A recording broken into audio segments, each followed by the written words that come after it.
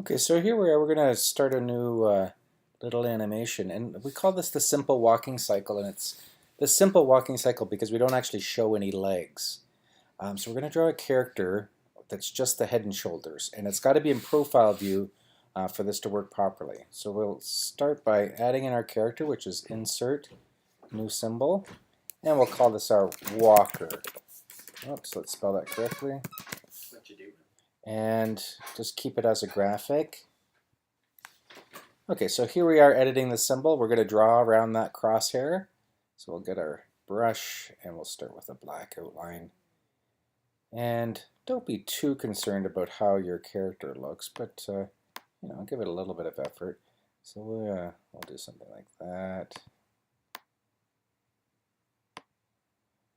And you don't have to draw one that looks like mine. You can draw one that's unique to you.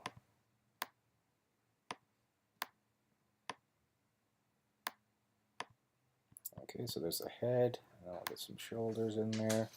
Now remember, we need this to be a closed shape. So even though we're not seeing the bottom there, if I want to be able to fill that in later, I've got to have that closed off. And we'll just draw in a little bit of the arm there. So there we got some ears, we got a little bit of stubble happening here. And it at least looks fairly reasonable and human-like. Okay, so let's start coloring that in. The coloring should happen before you start making copies of this. So we won't be doing the copies yet, but we'll just get some colors in there because we will be doing that eventually. So something for the skin tone, and you can feel free to play around with whatever you want there. Now the eye looks white right now, but it's not. Okay, so make sure that if you want that to be white, you actually fill that with white. And I know I've probably got a little bit over there. And I don't know, maybe a red shirt. Okay, so there's my character. Okay, we'll go to scene one. And I'm just going to get him on the stage and move him from the left side to the right side. So it starts to be a similar process with a lot of these things. It's just using your imagination on how these can work together to make a believable animation. Now that's a little bit big in relation to the stage, so I'm going to bring that down a little bit. So our transform controls is that third one there with the little nubs or corners. And I'm using shift as I'm scaling here just so that he's not distorted in one direction. Now, the key to this as well is let a little bit hang off the bottom edge of the stage. So we've got just a little bit there that's not into the white of the stage. All right, and then it's the same process. So let's give it about, let's say 50 frames here. So clicking on 50 and hitting F5 to fill that in, and then we'll create our tween. So right click on the gray and create the motion tween.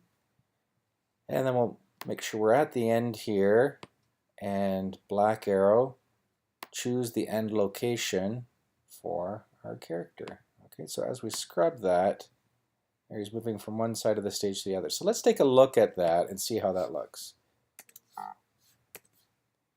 Okay, so not too realistic because as humans when we move, there's a little bit of bounce to our step. Okay, so let's stop that. And we're going to make a bit of an adjustment to our character. So we'll go over to our library, double click on that to get into editing our character again. We're just going to add a few frames here to give him a bit of a bounce. So we're going to keyframe this, so F6, and we're going to take that whole thing and move it up just a very tiny amount. So just a couple of pixels, and F6 again, move them up just a little bit more, and one more time, F6, but this time we're going to bring them down just a little bit, but not all the way. Remember that when we get to the last frame there, it loops back to the beginning, so that transition from there to there will bring it down the full distance. Okay, so let's see how that scrubs. So there, and it should just be up and down, not forward at all, just up and down. Because remember, the forward motion is coming in the stage, and this is what we call the character motion. The character motion is that up and down. So let's go out and see how that's affected it here. So now we get a little bit of bounce, and we'll see how that looks rendered. So Command return. Okay, so it's just a little bit fast, so let's slow that down a bit. To slow it down, we'll zoom in here, and we'll pull our timeline so that we've got more frames. So the more frames we have, the slower he's going to move. All right, and Command Return again to take a peek at that. There, a little bit better. So that gives it a slightly better motion, just that little bit of bounce to give the illusion that he's walking. So that's the end, and get yours looking something like that, and then we're going to modify this in the next lesson.